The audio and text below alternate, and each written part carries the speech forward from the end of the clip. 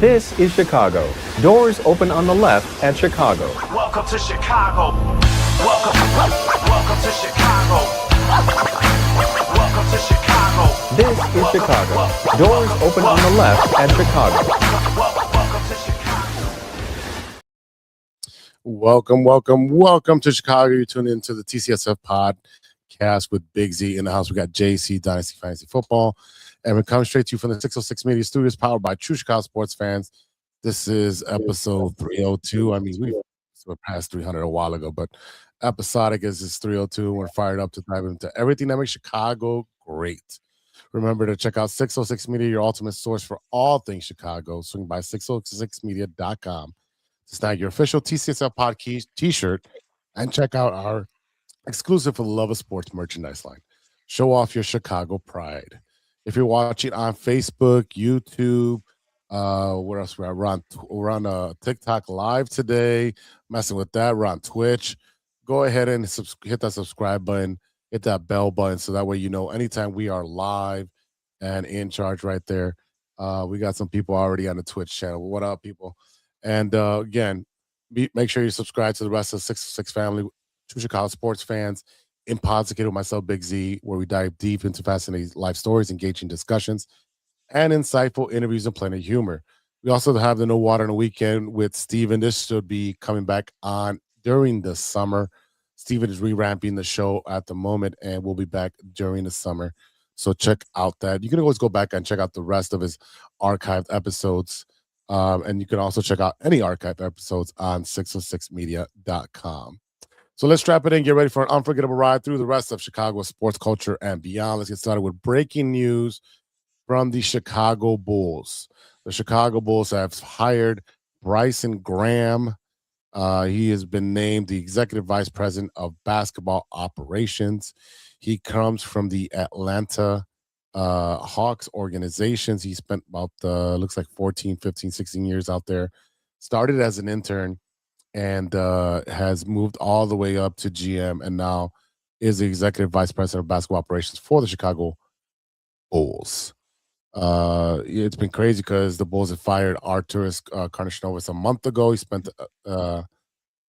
Bryson spent the season as Atlanta senior vice president of basketball operations after a 15-year run in New Orleans front office, and saw him go from being an intern to a general manager. The Hawks went 46-36 before losing to New York, who's getting New York is dog walking Philadelphia right now. They're up 25 in the first round. So this is a surprising hire just because there were some other names out there.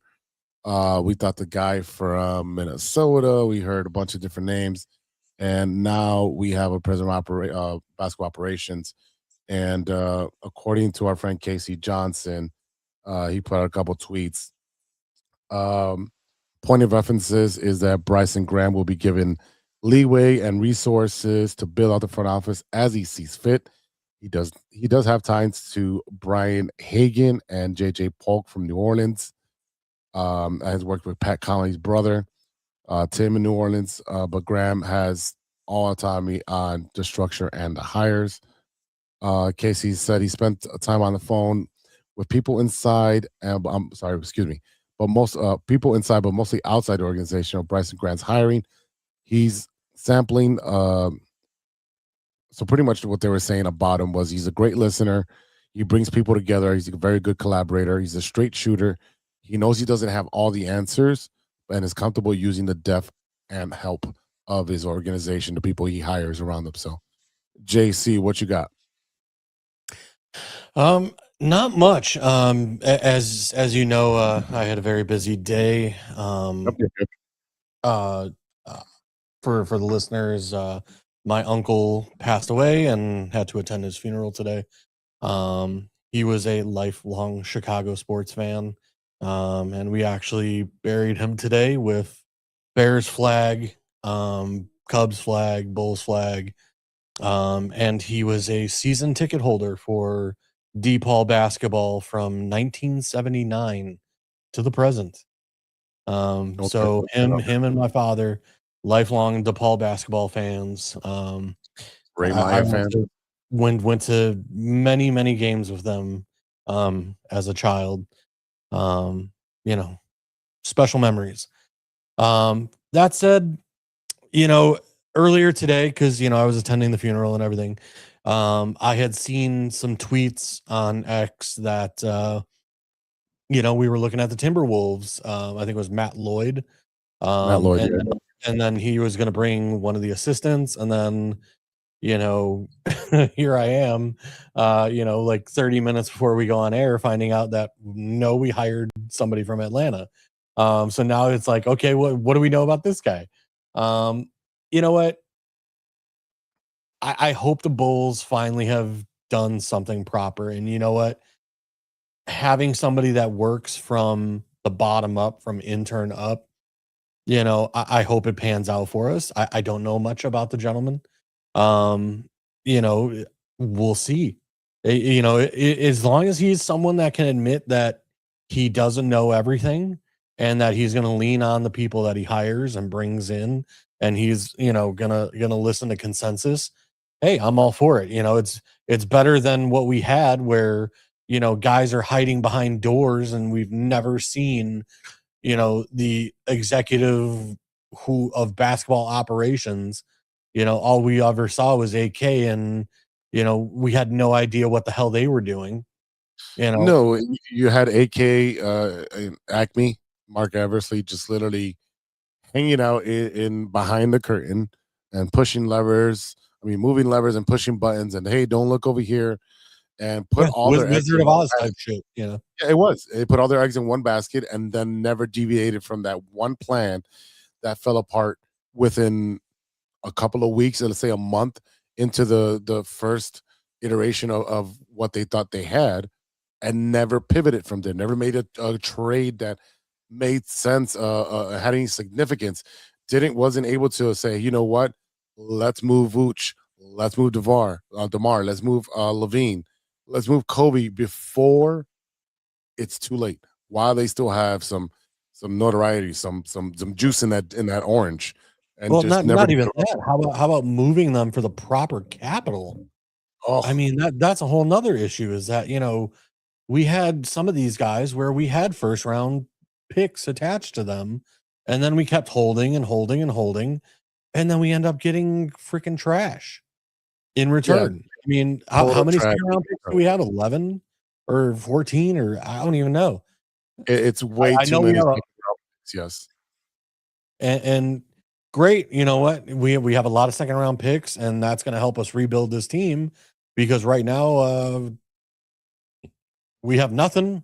But I said last week, I really think that when it comes to the Bulls, that they need to trade out of the first, whatever pick they have, trade out, get 3 future firsts. I mean, get draft capital, because we're gonna suck for a while anyway. I mean, unless God forbid we get the number 1 overall, which I guess I, there's I always really, a chance.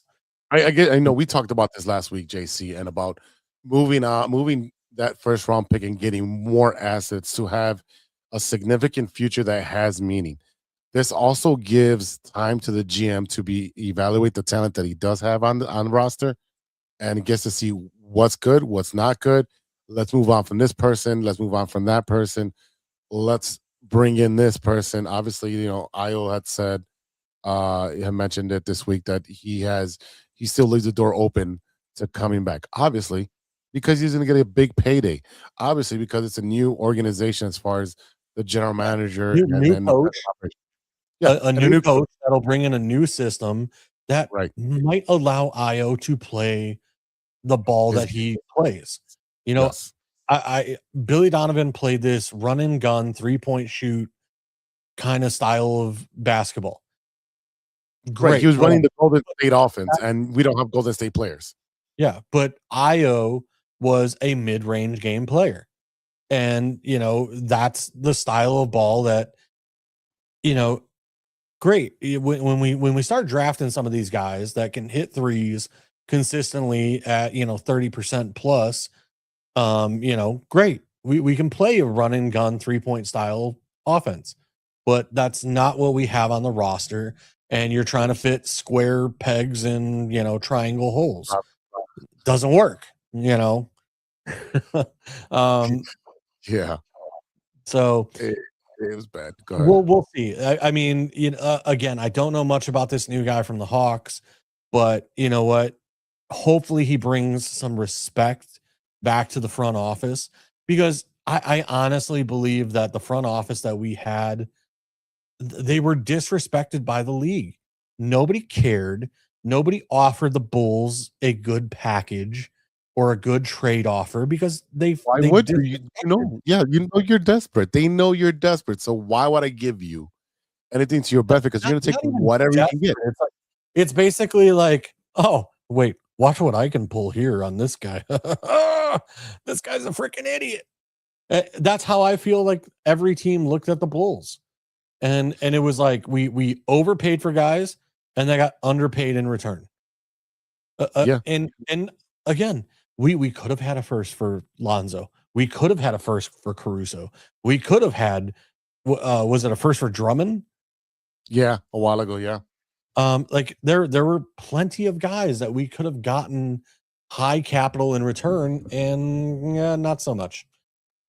No, no. we're gonna make the play-in guys in ninth place, and we're gonna win it. Like, no, you're not. Come on. No, you're not. No, you're not. We've seen what happens to those teams.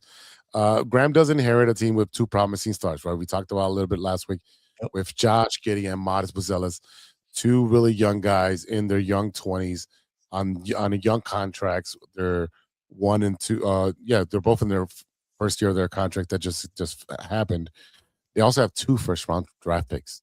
Okay, so like JC was saying, maybe you do trade that first one if it's top 4 and get 2 more later on down the road. You know, maybe a 27 and a 29 or 2030 first round draft pick. Yeah, And you keep the other I one. don't know. I don't know how basketball works, because again, I'm a huge NFL guy. Like, I don't know, in NBA they trade back, or is it trade out completely? You can do both. Okay. I assumed it would be both, but for me, again, if we can move from like a 4 spot back to like 10, so we still get 2 guys in the top 15, and we pick up 2 future second or 2 future first, I, I'd be ecstatic. Yeah, I mean, it's one of those, like, again, I understand top 4 talent level in the top 4, better hit percentage. I understand that. But overall, when you look at the Bulls roster, we kind of had this conversation last week of, do we trade Buzelis? Do we trade Giddey and go full rebuild? Because let's be honest, that's really what we need, is almost a full rebuild. And then you're sitting there wasting guys, best years. When You don't think they can turn it around in 2 to 3 years while still having those guys on those cheap contracts? it really depends. I mean, if we're tanking like we did at the end of the year, like we put up a terrible team, yeah, I think we couldn't. I think we can turn it around in 2 to 3 years. But it's one of those where by the time we turn it around, Giddey and Buzelis are going to need to be paid. And then it becomes an issue of, if we pay them, then that hamstrings the team financially. You know what I mean? Yeah. Because, and don't get me wrong, we've paid Giddey already, and Buzelis, he's if he keeps developing the way he has been, absolutely he's going to be worth the money. Yeah. However, NBA teams can it's trade up to 7 years in the future. it's the Connor Bedard of the Blackhawks situation, right? Yes. How long can these guys lose and keep losing and be on a losing team before they lose their minds? You know what I mean? Because even at the end of the year, Buzelis and Giddey, even though they were playing very well, do you think they're going to want to go through that for another 2 years? No. Of I think you just you going kill the out there franchise. and getting your handed to you night after night after night. I've played sports and I've been on bad teams. And when you're on a bad team, man, and you're a passionate, about what you're doing, it's hard to swallow losses. Yeah, it is very hard to follow. It kind of kills your drive to do better on the field. I mean, we seen it with the White Sox, right? When it all started going really bad and it became a bad team when they did that rebuild, and then they got hampered by getting a horrible manager that was sleeping at the wheel, and they got no help after that. We seen what losing can do. No, we're not hiring Vinny Del Negro as your next Bulls head coach. Absolutely not. Good one, Israel. Good one. No. So I mean, I think they can do it. Let's say they get a top 4 pick in that first round lottery pick. You can get a game changer in that top 4. Who is it going to be? It depends on what you want to do.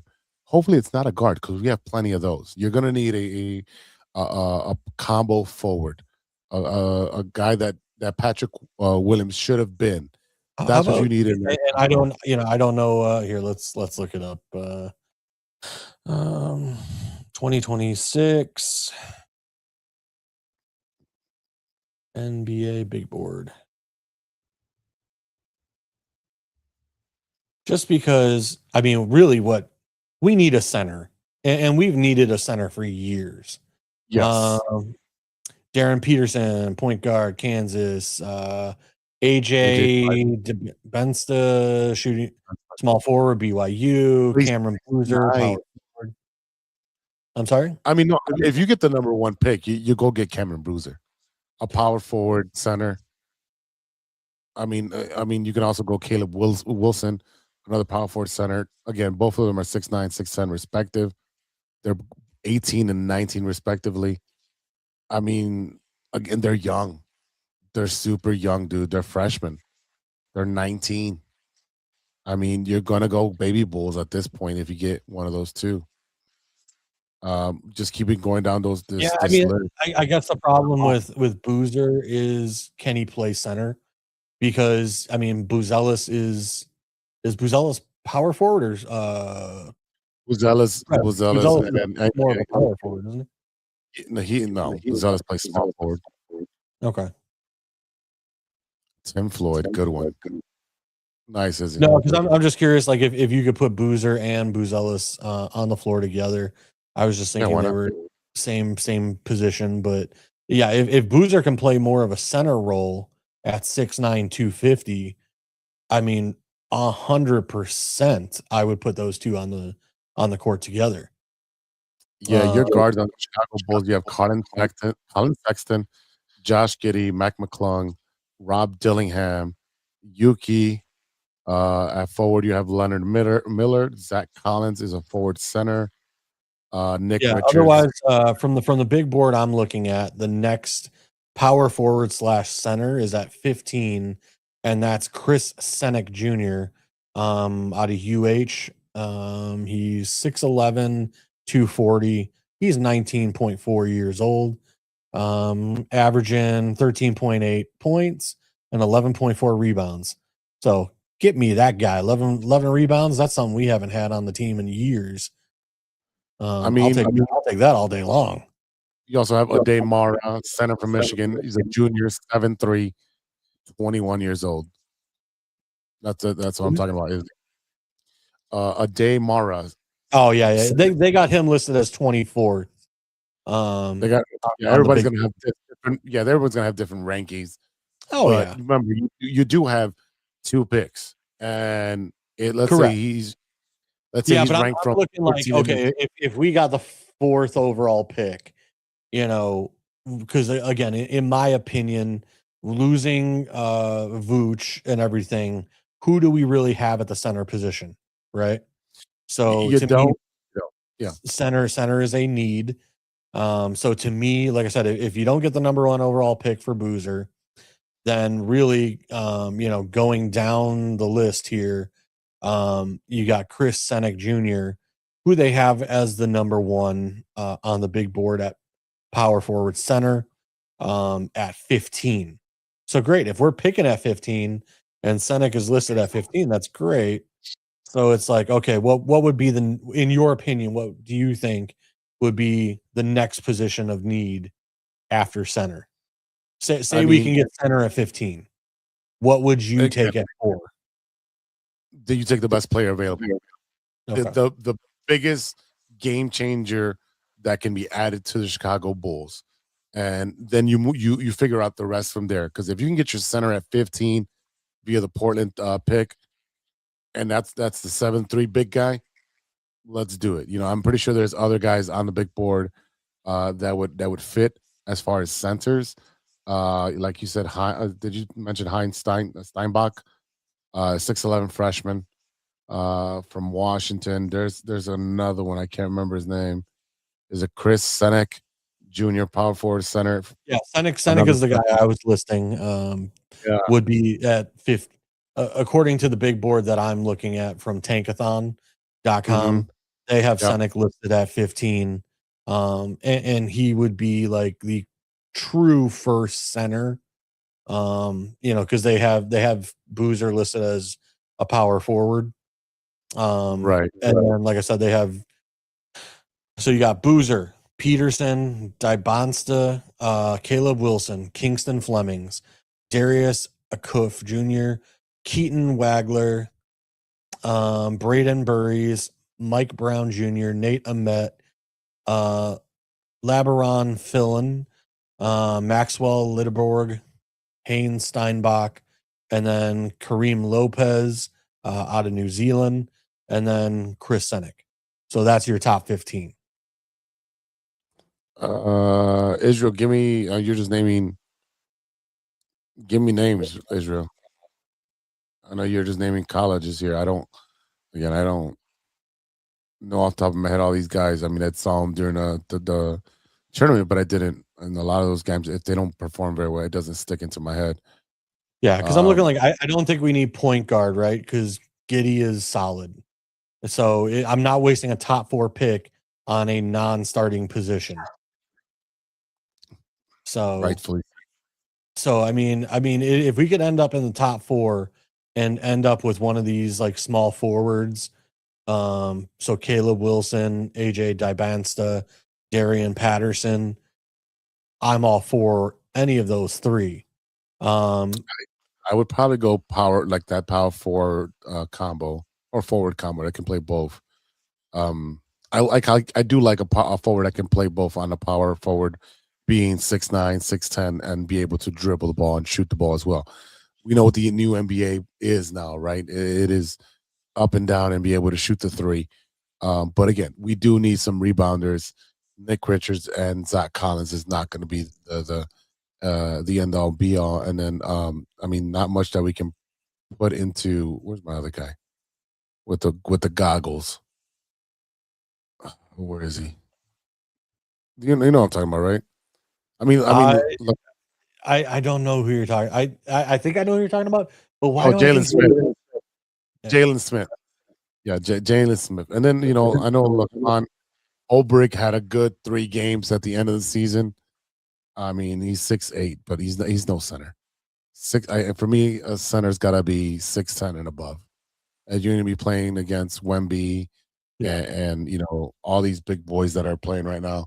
There's no way you can be undersized at the beginning of the jump ball. So, listen, to me, jump ball is not that big a deal to me. No, I know that, but what I mean is overall position. But I mean, if the guy's got the size, if he's a little bit heavier in weight, like they got Cameron Boozer here listed at 250 pounds. I mean, 250 pounds against Wemby, who weighs a feather. I understand Wemby is ridiculously tall, but I mean, if you can push him around with your weights, although I guess technically it's not the same NBA that we grew up watching, where you could use your size to move guys out of the. You can box out. It's just you can't do other stuff. Let's see. You can't be Dennis Rodman though. No, really being up in guys' faces and being annoying. Yeah. So when do we find out what the Bulls picks are? When's during the finals. So you'll have the lottery during the finals. And then after the NBA is done, then they'll have the draft. So let me just pull that up for you. NBA I pulled it up, but let's see. Is there lottery. a date? Not seeing a date here though. May 10th. So in about That's next. 6 days. 6 days. That's next week already. All right, so that'll be the lottery, and then we have a what? A 4.5 chance. 4.5% chance. Yeah, it's the number one pick. But like I said, if we can squeeze into that top 4, top 5, I think we could still walk away with a great player.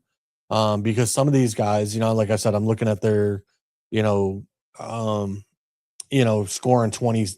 AJ Dybantsa scoring 26 points. Caleb Wilson 22.8 points. Some of these guys, like I said, I mean that would be great to add to the Bulls. Yeah,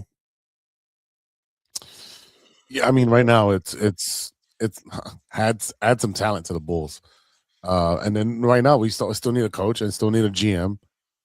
So I mean, there's a lot of work that needs to be done. Again, like you said, May 8th through 10th is the G League Combine in Chicago. So you're looking at 4 days. It'll be here, I believe, at Moody Bible. And then you have the lottery on the 10th. And then they have the Combine from the 10th to the 17th, again, here in Chicago. First round, NBA first round, June 23rd. Second round, June 24th.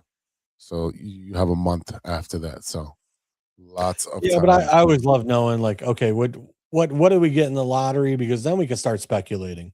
Who we're looking at, and then you start getting into the possible trade ups, possible trade downs. We got plenty of second rounds if somebody wants to let us move up. Yeah, we'll give you all 12 of them. We'll give you them all of them. Yeah, might as well get rid of them. All right. We did almost 30 minutes on the Bulls. Let's take a quick break. And on the flip side, we're going to talk about our Chicago baseball teams who are been doing very, very well for the month of April. Both North Side and South Side teams have been doing very well. So on the flip side of the break, we'll be right back and talk Chicago baseball. So don't go anywhere. Stay tuned, and we'll be right back. Hey there, Chicago enthusiasts. Are you ready to take your fandom to the next level? The True Chicago Sports Fan Podcast has got you covered with some serious cool merch that screams Chicago pride.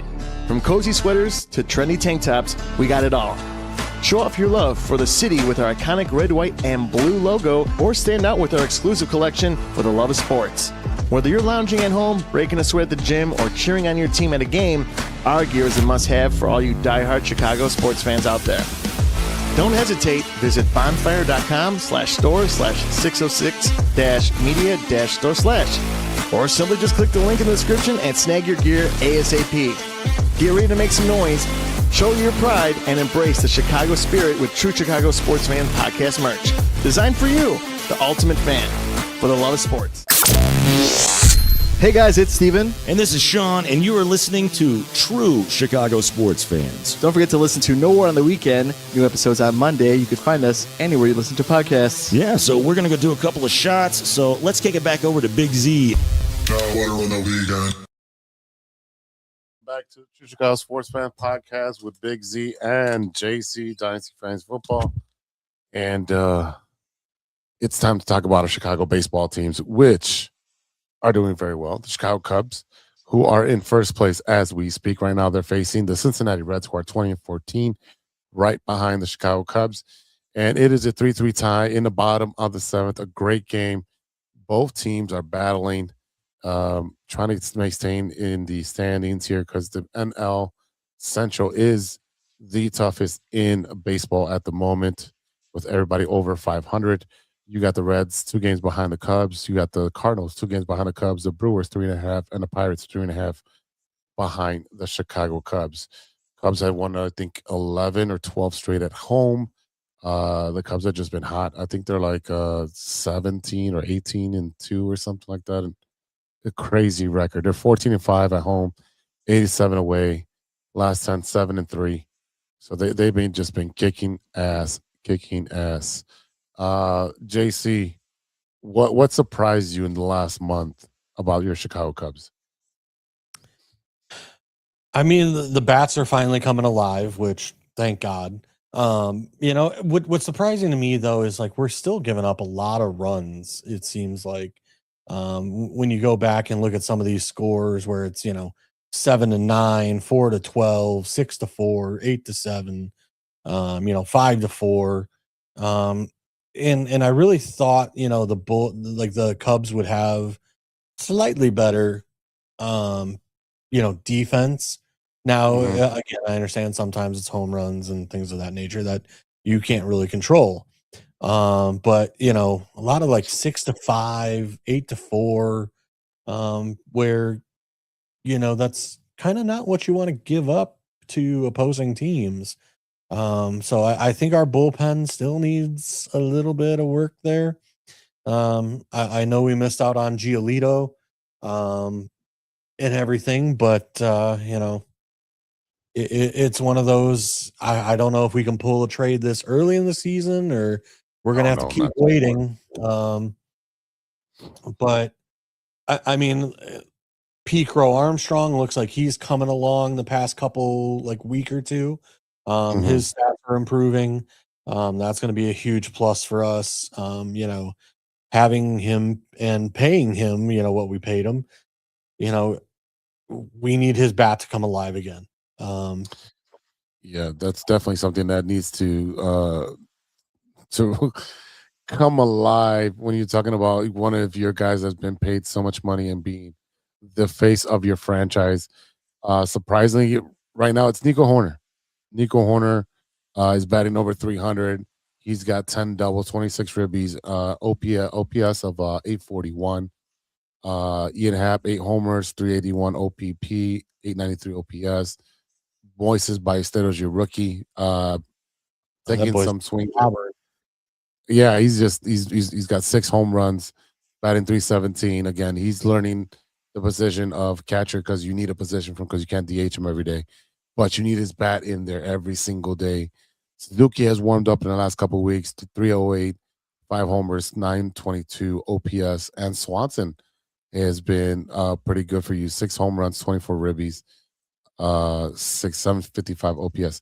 Again, this is a surprising, and into my opinion, they're a better team right now than they were last year. I know last year they had a very tough opening schedule with going to Japan and opening 2 against the Dodgers, having some days off and then coming back and opening again.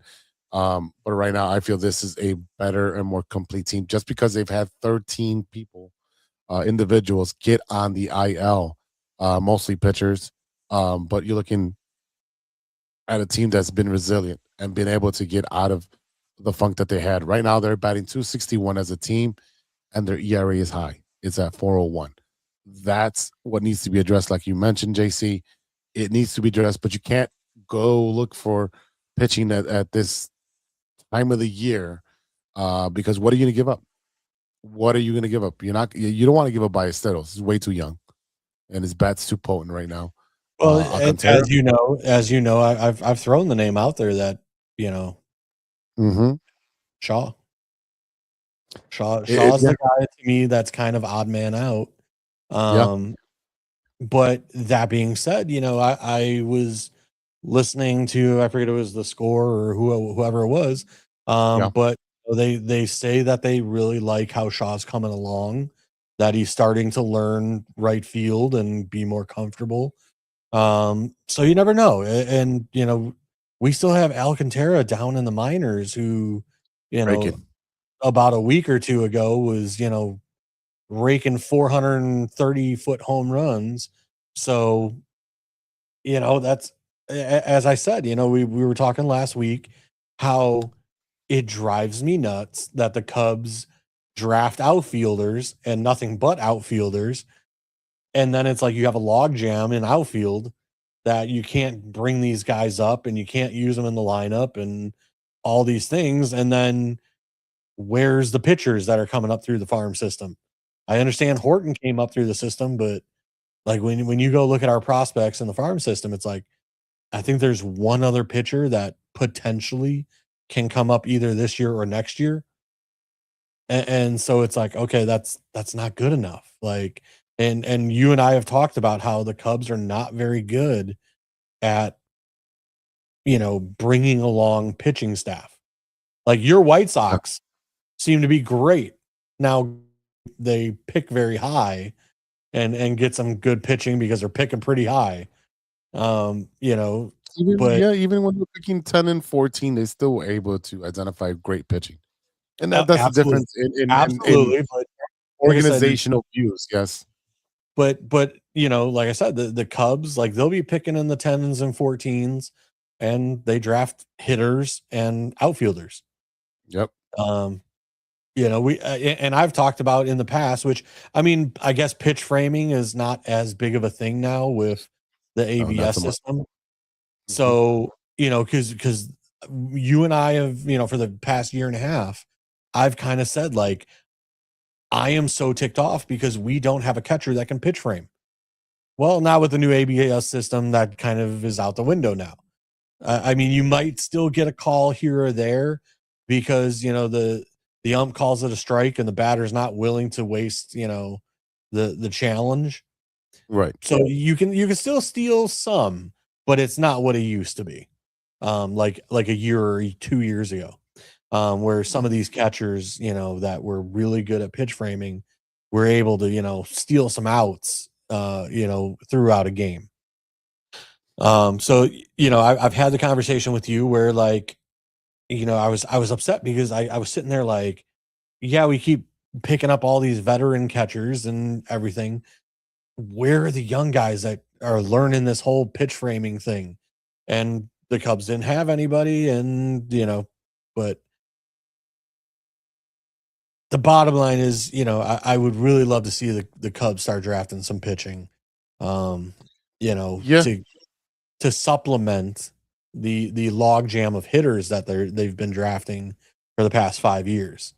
And like you said, it might be time to trade either Shaw or Alcantara, who are not going to be getting the bulk of the playing time. Obviously, you got Suzuki, who is in that 1 year, that arbitration year that he picked up the contract, and he's like, all right, cool, let's see what we can do. He's had some power flashes. He's driven in some runs, and when he's aggressive, he can be very dangerous. When he's not, it's not that great. He's also a middle of the road defender in right field. I think if you give Shaw the full year, next year, he can be above average, and that's all you need out of right field right now, because the other guys can't help him out. Why can I not think of his name? Sorry, I'm currently looking up Conforto? No. I'm looking up because we're talking about trading some of these guys, right? And what came to my mind is, yeah, great. Like we're okay, we're gonna trade some of these guys, but then it's like, okay, look at what Cam Smith is doing right now, right? Nothing. At bats, 121 at bats, are 17 runs, 27 hits, 4 home runs, 17 RBIs. Great, right? I finally thought of his name. Owen Cam Casey. Smith? No, Casey, who we traded Casey in Florida. Yeah. He's not doing. He's cold. He might be sent down pretty soon. Well, I know he had a little hot streak there at the beginning of the season. First 2 weeks of the season, he was hot. He's been ice cold since. Yeah. 94 at bats, 10 runs, 19 hits, 2 home runs, 15 RBIs. So yeah, I mean, Owen Casey, maybe not so much, but he was a true right fielder. I mean, and that's kind of what hurt when we traded him, because that was the situation where it's like, okay, who are we putting in right field? So that's kind of the thing with me is, right, like, so we bring up these guys, they're supposed to be studs. We keep hearing about Cam Smith and Owen Casey and Shaw and all these guys that the Cubs are so excited about. and then we end up trading him, and then it's like, all right, a little bit of trader's remorse of how are they doing on these other teams of we could have really used them on the Cubs, kind of thing, but I mean, what do you do? Are you going to trade? Are you going to trade Hap? Are you going to trade Hap then? No, I wouldn't trade Hap. Well, Okay then. I mean, what Hap's on last year of the deal, I believe, and I mean they haven't redone a deal with him, so I feel like Hap might be walking. Let's see. Ian Happ contract, 3 years, Yep, 61 million. I'm typing it in as well. Through the 2026 through season. 2026, having signed a 3-year, $61 million deal. Yep. What is Ian Happ's age? Ian Happ age, because that's another thing you got to kind of factor in as well. He's 31, so I mean, not quite past his prime, but Yeah, he's going to be 32 in August. That might be your move right there. yeah, That might be the guy that gets moved from the Cubs because you've got to continue to get younger and replace guys as they're yeah. at the To end me, of their peak. yeah, like you said, it makes perfect sense potentially to trade Hap and then bring up Alcantara to replace him. I mean, you're not going to replace Hap's glove right away. He's a Gold Glover. He's a team leader. He's been on the team for a very long time. But as far as currency, to be able to get a pitcher that can help you right now, Hap would be the move to move. You're packaging him with a low level A ball player, and you get a nice package back. Okay. Again, right now, if you like, we talked about the division, it's not going to be the Central Division that's going to be a trade partner because they're all pretty hot. You're going to have to look at maybe taking advantage of the Mets if they continue to spiral. They're 13-22. I know they've won some games since they made some moves. The Phillies fired their manager. They're 15-20. That'd be another avenue to try to pick off something. But against early teams can go on a 10-game winning streak. On the National League West, maybe the Giants and maybe the Rockies. You can make a trade with them, see what they have, and try to get a guy. Twins, Royals, Angel, Rose, so far, Mets, and Pirates, Brewers, Giants, Rockies.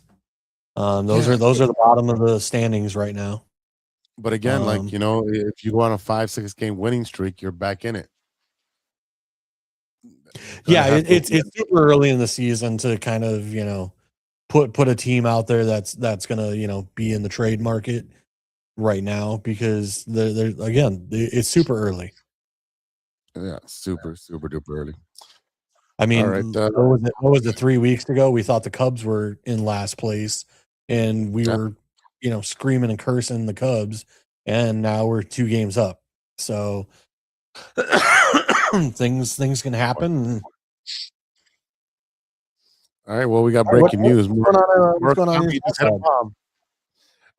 It's talking about the South Side. Murakami just hit a bomb. Oh my God! Great timing, JC. Great timing. He just hit a bomb right now. It is 5-0. I'll be honest with you, because I don't know why, but I always love Japanese players. And when Murakami was coming up, I was like, hey, we need a third baseman. Why not? And then he ends up cheaper than Bregman. Absolutely, and dude is crushing. Dude is crushing the ball. He just hit his 14th American League leading home run. He's batting a little bit over 225 at the moment, 28, 29 RBIs. He's got a hit, a home run, and 2 at bats. I mean, he is just raking, and he's just been wonderful for the team.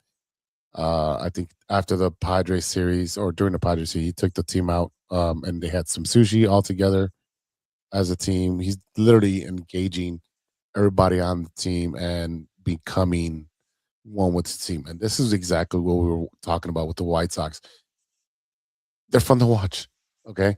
We knew that they were trash.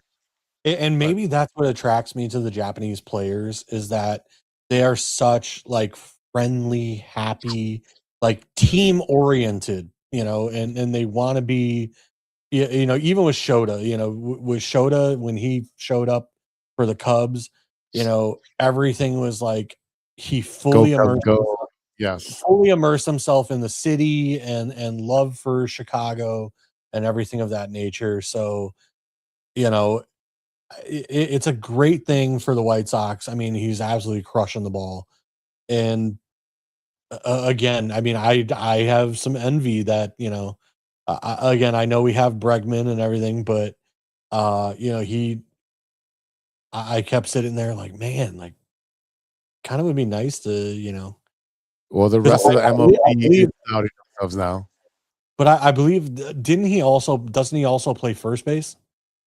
Why did I think? No, he's playing primarily first base for us. He is a natural third baseman. Right.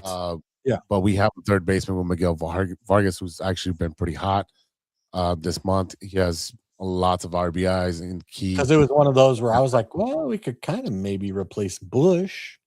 But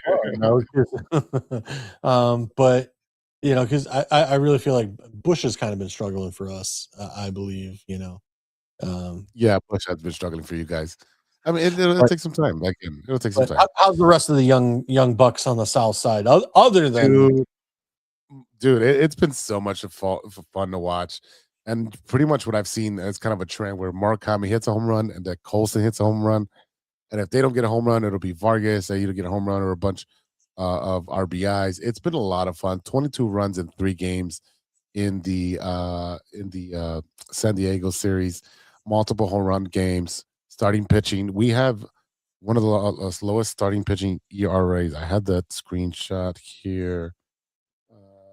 Boom, boom, boom. We have a 2.6 ERA from our starters that leads the MLB since April 3rd in 28 games.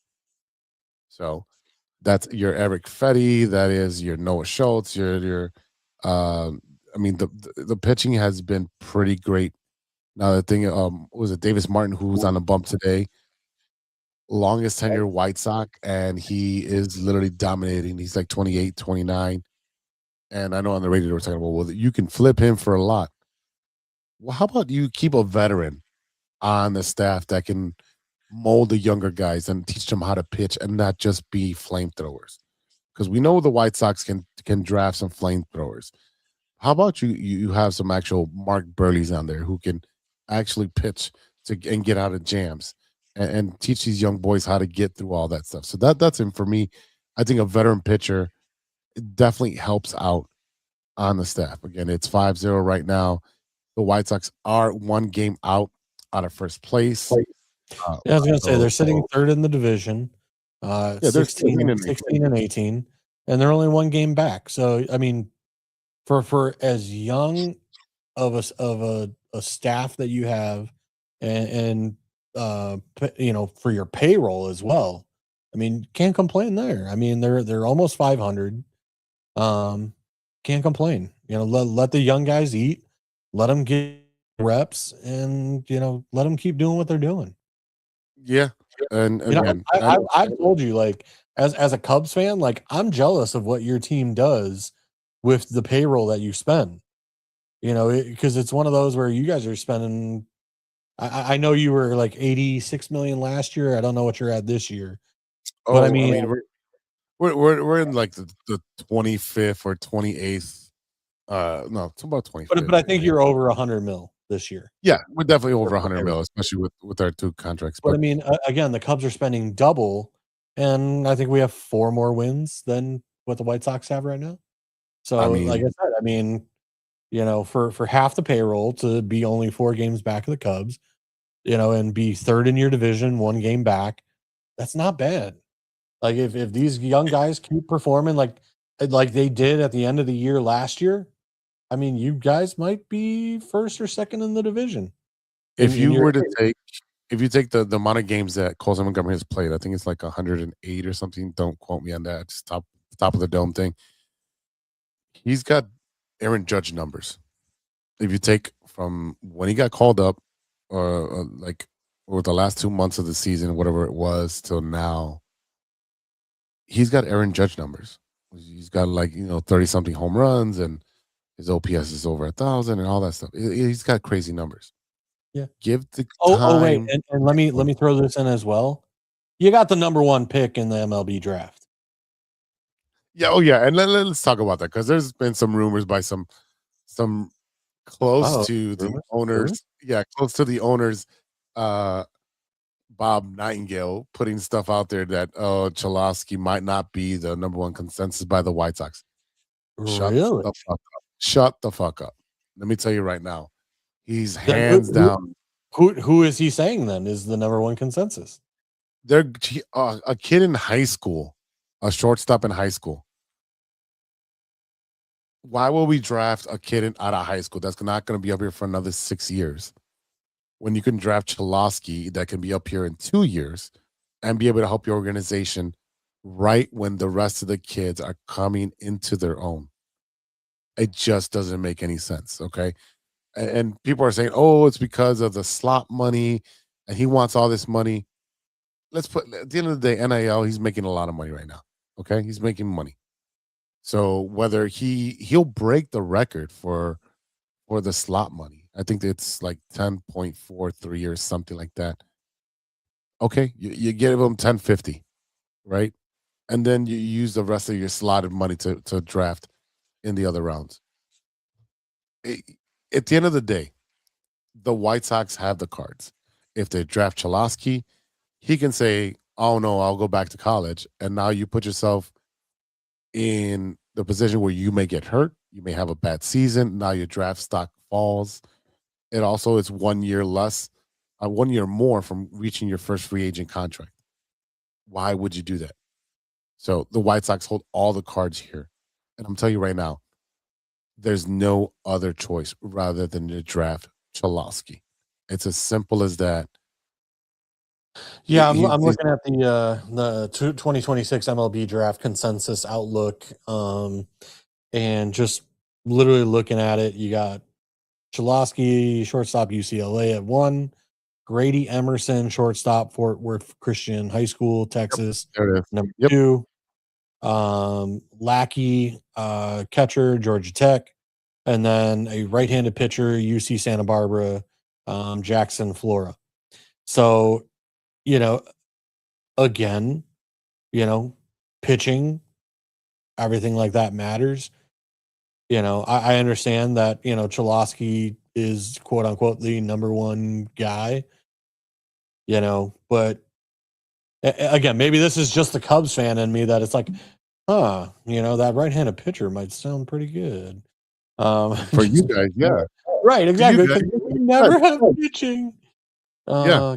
But again, we have a lot of guys that are in the farm system and they're trying to get past the glass door, right? You got Braden Montgomery, who just got moved to AAA. He's faster than PCA. He's going to be your center fielder of the future. So there's guys that are coming up, but you got to protect that arbitration stuff. You got to see if they can handle being called up. I mean, he should have been called up last year into AAA, but they sent him down. Probably a confidence builder. Hey, kid, eat up this pitching in AA for a little bit for a month. Do another month in AAA, and in June we'll call you up to the big leagues and we'll put you in center field, because the center fielding, I mean the outfielders of the White Sox are just atrocious. I don't trust Luz Acuna Jr. right now. Benintendi, he's slow and old. He's got to go. Please trade him somewhere. And in the right field, it's been a carousel of players. I know Atanashi has been playing here and there, but he's not an outfielder. He's an infielder. Austin Hayes is out. He's out for 10 more days on the IL. Tanner Murray out for 60 days. Tristan Peters hit a home run the other day, pinch hitting for Benintendi. Jerry Kelenic, he got called up a couple days ago. He's a true left fielder. Derek Hill, like I talked about, Brooks Baldwin out for 60 days. Everson Pereira is out for 10 days. Austin Hayes, 10 days, like I said. So they have a very thin outfield. And you got some veterans on there that are getting a lot more playing time than they should be. But at the same time, let's start calling up these players off the AAA team, off the AA team, see what they can do. Give them a cup of coffee. If they stay hot and they help out the team, let's keep it moving forward. One thing that I'm still scared about is Kyle Teal. He got hurt during the WBC, and they said it was going to be a couple weeks. And we're already into May, and this he's doing a rehab. They said 10 more days. I'd say keep him out down there a little bit longer. I know the other kid, he had a home run on both sides of the plate. Drew Romo, he's 6', 205. Kyle Teal's 5'11, 210. Carroll has been struggling at the plate. He might get sent down. He was your defensive catcher, but like you said, that ABS, he's been struggling with that. He's got he calls a lot of pitches early, and then they have nothing to go by the end of the game. So he might get sent down.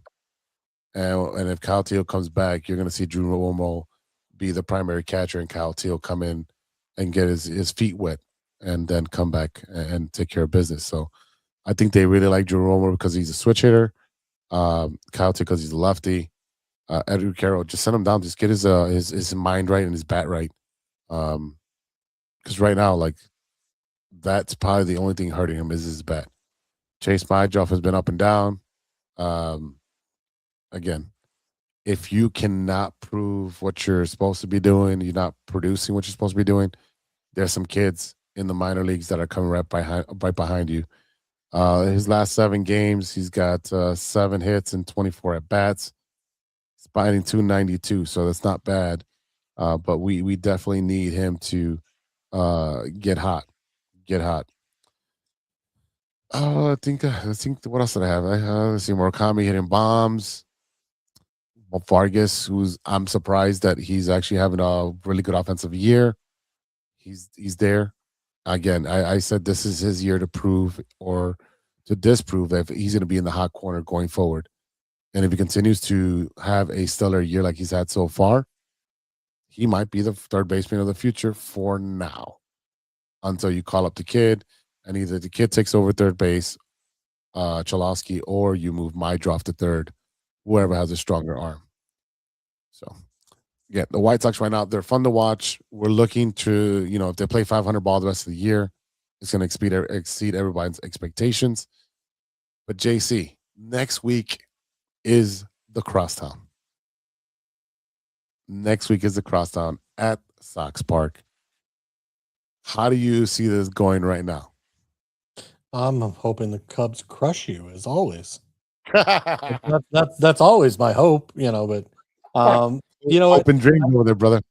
You know what? That's the funny thing is that over the years, like, even though the Cubs are supposed to be the better team, is that the Sox always find a way to ruin it for us, and I always go into it hoping that we crush you guys, but usually, the lesser team always finds, and I don't know if it's just the Cubs being disrespectful and being like, oh yeah, you're the little stepson of the family here in Chicago, and they overlook them, or look at the team that they're playing next. But usually the Sox end up kind of turning the tide on us and making us look bad. Yeah, they're always good games. For the most part, they are very, very good and entertaining games. Yeah, I mean, I'll be honest with you. I miss the days when we were like in high school and college, when there were more Crosstown Classic. It used to be 2 series of 3 games and whatnot. Now I think it's like 1 series of 2 games. So I wish there was more of a rivalry between us. Just because it's always fun for the city, and bragging rights and things of that nature. We've got 3 at the Cell in next week, and then you guys host us not until, I believe, August. It's gonna be a hot. That's probably gonna be tons of fight at Wrigley. Yep, August 17th, 18th, and 19th. So it is 6 games this year. I know they kind of like were trying to take it away from us and move it to 2-2, like and it was in years past. I know, we would have like 2 games, and it's like, come on, like the fans enjoy it, they love it. they do it's love it. always Like bragging rights for the city. yeah, and again, I think we should play each other's 4 times.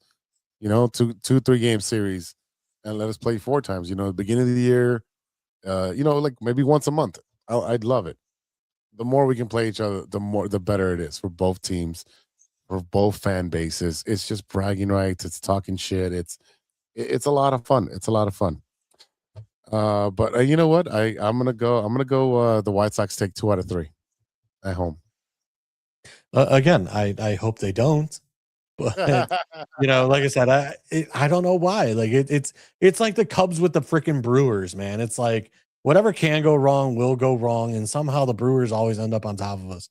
So it's like, I don't put it past the fact that, but Cubs are on a streak right now. So hopefully the bats can stay hot and we can keep it moving. Right now, Cincinnati's up 4-3 on the Cubs in the bottom of the 8th, and then your White Sox are up 5-0 on the Los Angeles Angels in the top of the 6th. So again, it's gonna be fun. I know we're a little, we're 10 days early, but it's still fun to start talking about that. And usually we do have Ivan on. He's a little busy and disposed today, but we'll bring it up next week again, and it'll be tons of stuff that we can talk about. Oh, I'm sure Ivan will have plenty to say about your White Sox. And well, he's watching both teams as much as I am, man. Now that I have Marquee on my Hulu, it's a lot easier to watch Cubs games, and I watch as many as I can. I have to find a different avenue to watch my White Sox, which is fine. And sometimes I get the the other teams broadcast, but I'm fine with that too. And as long as I get to watch both teams, I'm perfectly fine.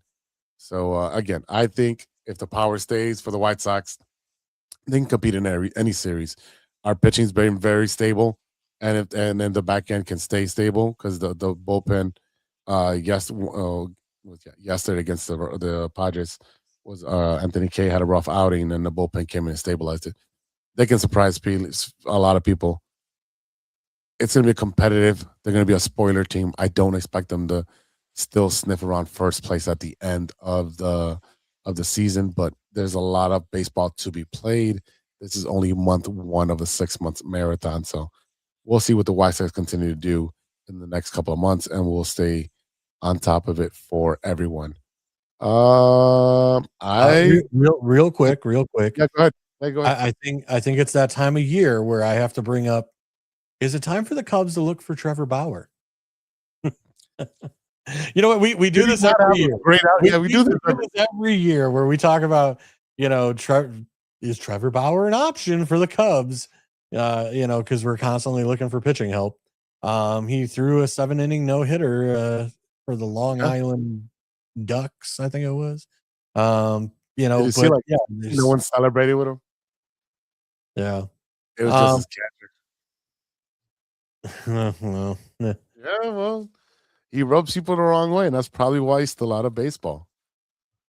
Yeah, I was just looking at some articles, and it was who was it? Albert Pujols was saying, like, what he needs to do to basically get back in the MLB. You know what? At this point, I don't know that it'll ever happen. But hey, he's his own cat. He beats his drum to his own, whatever. But if the guy's willing to play for $1, it might be worth, kicking the tires. It's worth the flyer. It's worth the flyer. That's all I'm saying. If it doesn't work out, you just cut him. Yeah. So, we talk about it every year, and I just thought, hey, you know what? I heard he threw a no-hitter, and I was like, you know what? Let's bring it up. Why not? We bring it up every year. Yeah. All right. I got nothing else. No backlashes this Saturday, but there's nothing really of. I mean, there's a little bit of wrestling news there. I mean, we can discuss if you'd like. But how are you feeling one week removed from the Bears draft? looking at what we drafted, or have you calmed down a little bit? Have you accepted what we did, or are you still Yeah, a little upset? the 5-7 stages of grief. That's exactly what you have to go through with this draft. I mean, I didn't want the wide receiver at that position. We've talked about it up to nauseam that we could have taken anybody else as far as a position of need. Yep. At the end of the day, was out there. Yeah. So we have this, to believe and what this is why I'm bringing it up, because I was just on X looking at an article before we came on. There could be and this is from Ben Devine, Chicago NFL, on Twitter.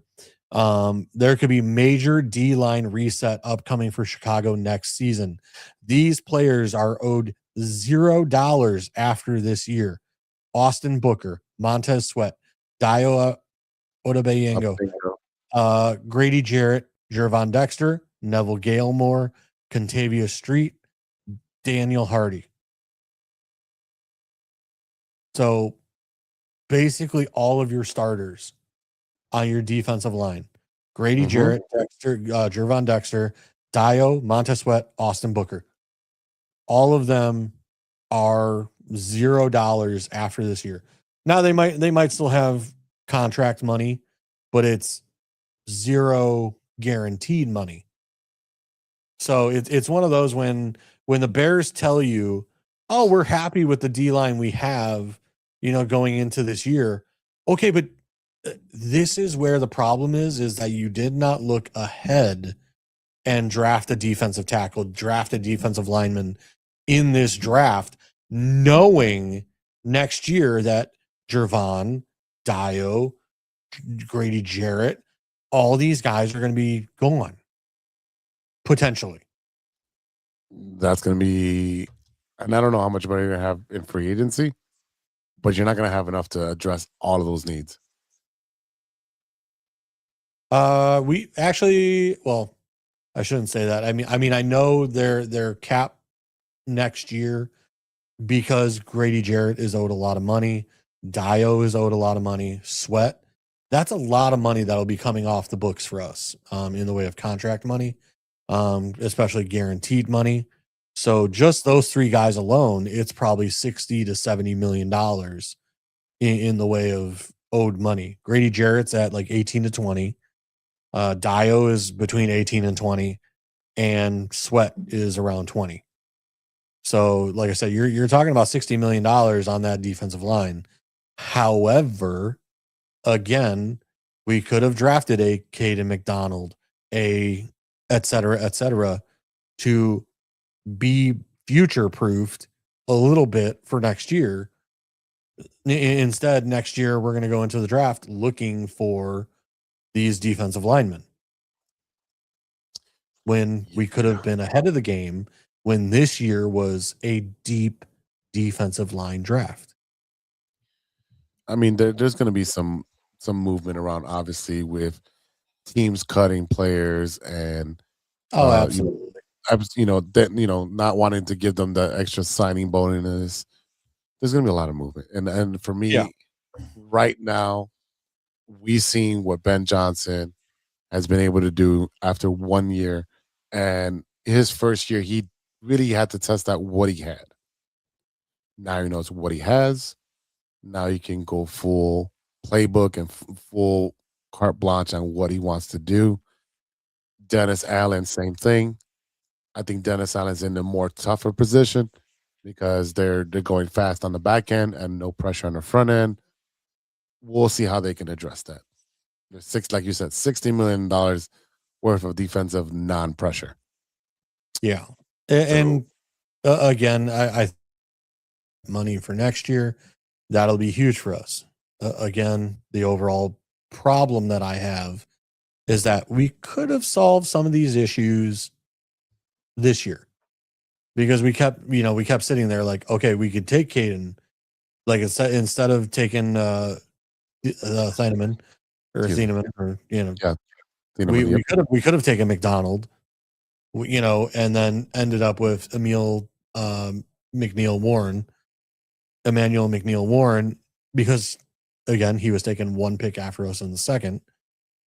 So it's one of those where like I kind of still look at like we could have had Caden McDonald and Emmanuel McNeil, and then Roush and Xavier Thomas. Or even not had traded back and taken Logan Jones with the second pick in the second round. So again, it's a little bit, all over the place, but that's just my, quick little, I just wanted to touch bases, see if you were still like, cause I'm coming around on Sam Roush. I do like his film. So I'm coming around on him. Again, I think it might have still been a little high of, where we took him. However, again, knowing that Ben likes to run 13 personnel and 12 personnel, Komet is owed X amount of money and then will probably be gone next year.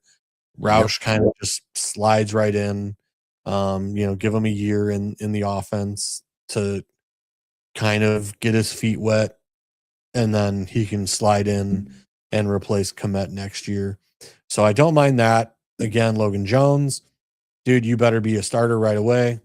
And then I was reading today, we've brought in 2 kickers. That big boy. The hefty lefty kicker, but then we also brought in Akers as well. The son of Cam Akers, who used to kick for I forget who, but we brought in his son as well. So Cairo Santos is going to have some competition this year, which I've been saying for years, bring in some young studs and make this guy earn it, because again, paying a kicker, $3 million, $4 million, $5 million a year, and he cannot make a field goal past, 51 yards. That's, to me, I'm sorry. Like I need the Bears to bring in some competition and at least push him. You know what I mean? I understand the rookies may not beat him out, but I need you to at least push him. Yeah, and correction. David Akers.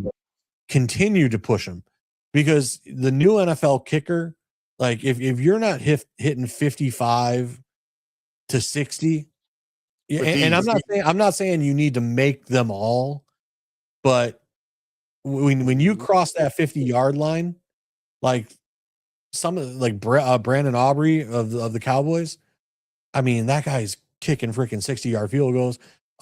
What's his name? Little in Jacksonville was kicking 70-yard field goals, getting drug tested every other game.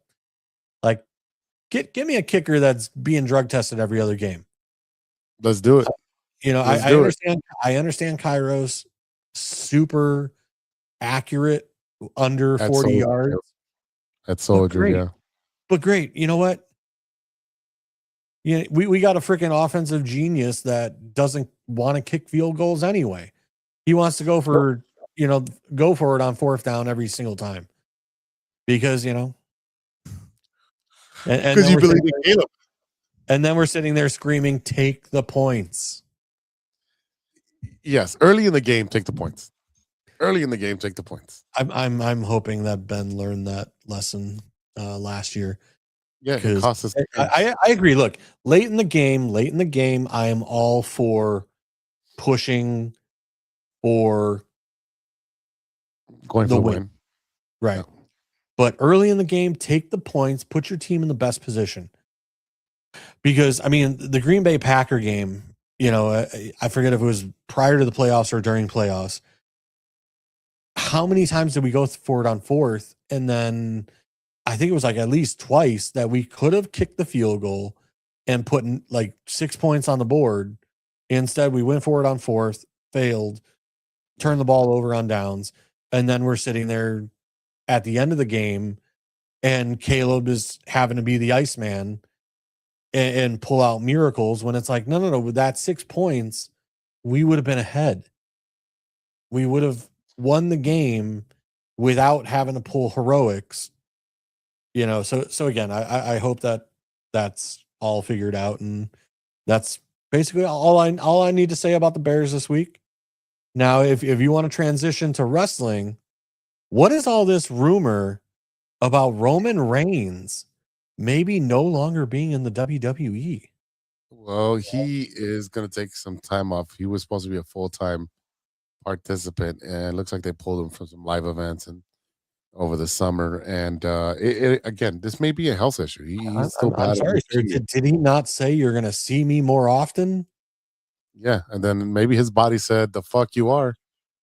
Again, he's I don't dealing know. with From what I'm reading is that TKO is looking to cut salaries and cut, whatever, and they're not happy with the amount of dates he's willing to work for the price they're paying.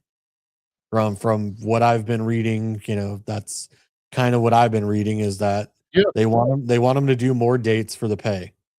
And he Well, it's basically simple said, as this. I'm good being a part-timer and making what I'm making. TKO literally shot themselves in the foot. They took away the live events, right? They were kind of like the circus, going from town to town to town. If they were in Milwaukee tonight, tomorrow they'd be in Peoria. And it's like certain wrestlers, maybe you get one or two headliners, not the full slot of headliners, but you get them all working more dates. Also, it gives the new guys and new gals more reps. More reps in the ring equal less botches. Less botches, less injuries. Okay. But So- those house shows, as you call them, I mean, that brought in more revenue. It did. There's the amount of revenue that, okay, let's say, like, And again, Peoria, I understand the 8,000 tickets, people, but you're making merch.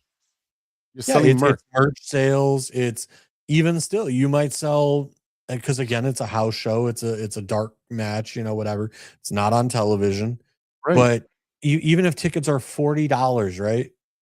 Yeah. You still have the casual fan who wants to take their kid to a match.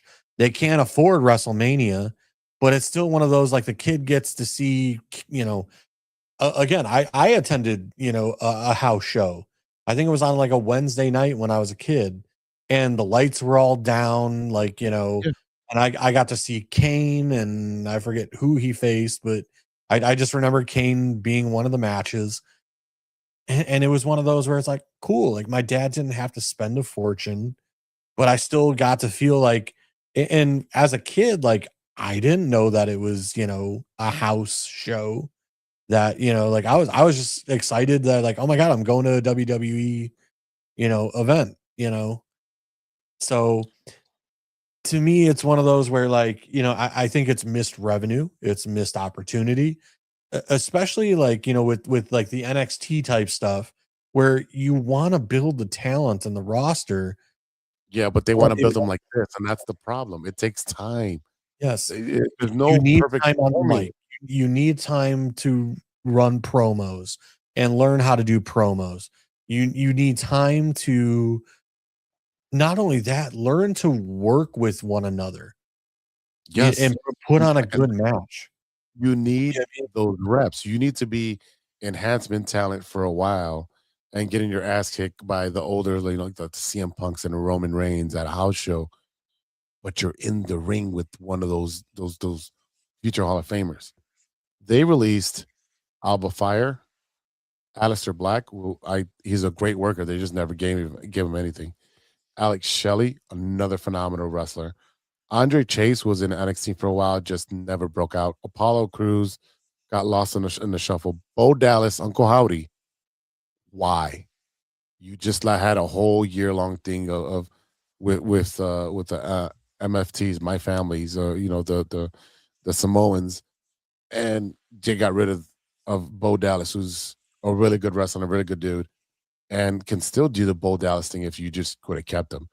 Carly Bright, another NXT, Chris Island. Oh, he was on that show. Chris Sabin, a great veteran of wrestler, just a phenomenal wrestler. Yeah, Dante I think the overall gist of it is that TKO needs to stop looking at the advertising and money and put on a good show. Because if you put on a good show, the money will follow. Yeah. The merch sales will come. the people will come. The bottom line is that, you know, you and I discussed last week the WrestleMania. Dude, putting on 50 minutes of matches and then 60 minutes double that of entrances and promo and commercials is not cutting it for the wrestling fan. Dude, Because if I'm going to pay for a subscription or a pay-per-view or whatever, like, I'm sorry, I want to see 2 hours of entertainment, not commercials. it is so bad because now it's just like the NFL, where they're on different platforms for different shows, and you got to get different subscriptions. It's so bad. And then you look at like Zoe Stark, who literally shattered every ligament in her knee last year, finally gets cleared last week, gets released on April 24th, right after she got permission to go back in the ring. Zelina, you know, obviously she's married to Aleister Black, but great talent. Kofi Kingston and Xavier Woods, the New Day, got let go. Not so much they asked for their release. I'm sorry. They renewed their contract last year. Why wouldn't they? Why wouldn't they ask for their release? Because there's you want less money. Yep. There, not even that. There's no tag team division in the WWE.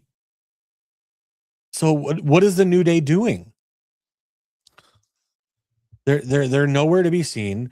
They're not getting ring time. They're not, you know what I mean? Like, I would ask for my release as well. Well, Xavier was hurt and had surgery. Kofi was still on. But again, like every week. We talk about this all the time, where we grew up in an era with the Hardy Boys, the Dudley Boys, you know what I mean? Like tag team matches, even if it was like the Rock and Sock connection with The Rock and Mankind, or it be Austin and somebody random, you know, because there was a feud and, you know, two guys needed to team up with, you know, whoever. There was always tag matches back in the day. Now all of a sudden it's like one-on-one matches all the time. And I understand like there's been a huge resurgence with Charlotte Flair and Alexa Bliss, which they've been putting on great shows. I'm sorry, you know, Bella Twins, I wish you all the best. You're past your prime, you know. I'm sorry. I'd rather see some of the younger talent than, you know, what you're putting out there. Yeah, that's I couldn't agree with you more. Like Charlotte Flair was literally flopping around, not knowing what to do, lost her confidence, and they're like, "Well, pair up with Alexa Bliss.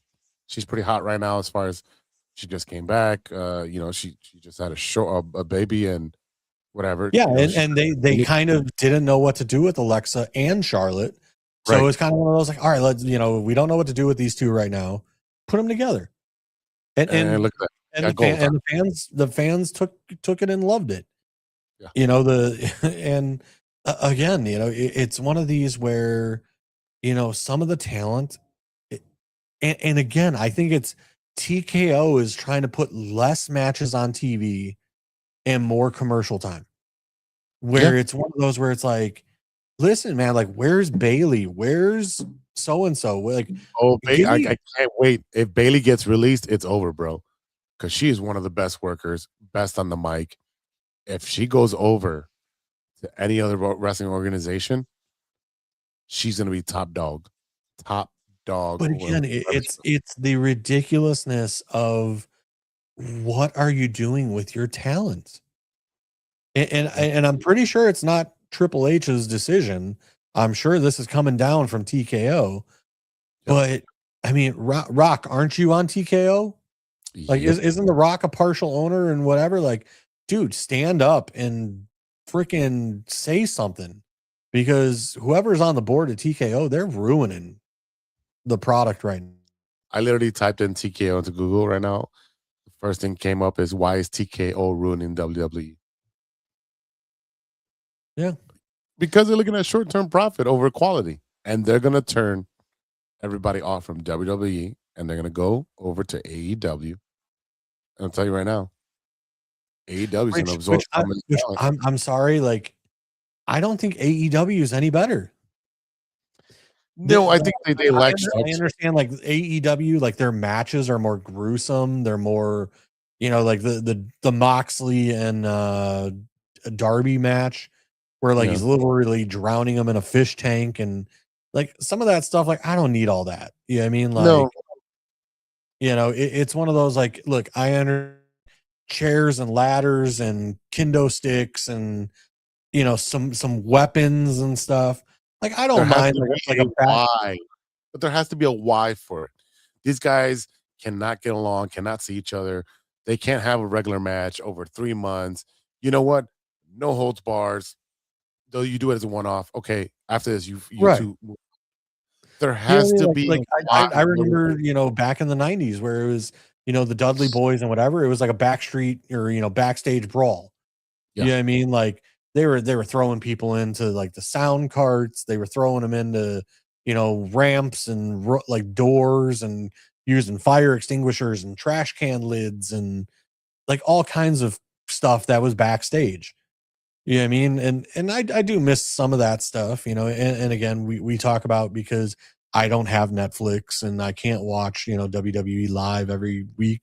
So maybe I miss some of the backstage antics and stuff Yeah. rather than just seeing the matches. Yes, you do. But Like by now, Danhausen is. oh yeah, yeah. Oh, And I've seen a lot of the Danhausen stuff on Yes. Instagram and whatever. Where, Yes. but again, those are like interviews and vignettes and stuff, rather than like people being attacked backstage and like that, like then their matches later on in the evening. You know what I mean? Yeah. Like how many times did Stone Cold attack, Vince McMahon in the hospital? One of my favorites of all time, Booker T and Stone Cold in the grocery store. The grocery store. That's literally the best outside the ring match or whatever of all time. That is slap your knee, piss your pants funny. And Like- that's all done in one take. Yeah, and again, to me, it's one of those where like I'd rather watch that than see all the advertising on the ring, see all the like Prime on the side of the ring and on the walk path and Why do you think mats there's a UFC match, a UFC thing every single Saturday? Because they're $4 billion in debt. TKO Group Holding is $4 billion in debt as Well, of 2025. they paid a lot of money for WWE, and again, they are ruining it. Well, we'll see what happens at Backlash. I don't have high expectations for this pay-per-view. They're bringing back John Cena again for an announcement now. Wait, what? Yes. That's news to me. I didn't hear that. John Cena posted on his social media that he's coming back to Backlash. It is in Tampa, so he lives in Tampa. Well, I don't know if he's doing any movie roles, but hey, maybe he can be the new GM or new creative. Give him a role and let's figure this out, right? Because if he's not working in making the next series, if he's not making a movie, if he's not busy, like get him on the creative side. Like I don't want to see John Cena in a ring again. No, we don't need to see him in the ring, but I do agree with you. He should be behind the scenes on the creative side. He gets it. He gets it. He gets it. He understands how to put a match together. He understands how to give you why. He understands how to tell a story. I still haven't finished the Undertaker and John Cena interview. That's probably for tomorrow on the way to work to finish it. But the biggest thing was like when Vince McMahon calls the Undertaker, like, "Oh, you're gonna come back for another match, and it's gonna be against John." And they were unsure if the Undertaker was gonna make it, and John was just gonna be a fan outside. If he doesn't come, he doesn't come, and John Cena's drunk on the side. Excuse me, but the Undertaker's like, "Yeah, he got into the best ship of his life," and Vince is like, "You've got 5 minutes, kid. That's all you're doing." And Undertaker's, "You're shitting me. You're ribbing me. No way in hell. The two biggest stars, Undertaker and John Cena, are only getting 5 minutes. He's like, get John over here. Hey, bring John in. He's like, yeah, we're doing 5 minutes. And he's like, what are you talking about? So Vince gets his way, and he's over here talking to John, like, why are we only doing 5 minutes? He's like, because all I've been doing is talking shit about The Undertaker for 3 months. And I've been poking at the bear because I didn't win the Royal Rumble and I didn't win Elimination Chamber. And what's the next biggest thing to get on WrestleMania is to mess with The Undertaker. And no one thought you were coming back. And that's going to be the big surprise. You come back, I get in my gear, and you come back, the lights turn off, the place is going to blow the roof off. You're going to come and kick my ass in under 5 minutes and be dominating. And that's the story. No one should fuck with The Undertaker. Yeah. That's how you tell a story. Yeah. But again, there's all that stuff is lacking right now. And again, I've talked to you where it's like, I've said for a while that, I look at the roster, we've talked about this, I don't know how many times, but like I see a bunch of B player, roster guys. Like I don't see the Shawn Michaels, the Undertakers, the, Rocks, the, whatever. I think there are guys that can become that, like Braun Breaker and some of these guys I think can become that, but as of right now, I look at a lot of these guys as mid-card guys. I've had this conversation with you before that like Cody Rhodes, like when I watch him wrestle, it doesn't wow me. He wrestles pretty safe and pretty like, I mean, again, those old school wrestlers that we're talking about had the same routine mostly for their matches, right? You knew exactly when, Shawn Michaels is stomping his feet, going for swing jam music, or when he would go against the ropes and he would flip over and come all the way over and flip again and whatever. Ric Flair, he would fall face forward. Like everyone has their little routine and gimmick. Correct. I get that. But I know what you're saying. He needs to turn heel and get a different gear going. I do. I agree with you.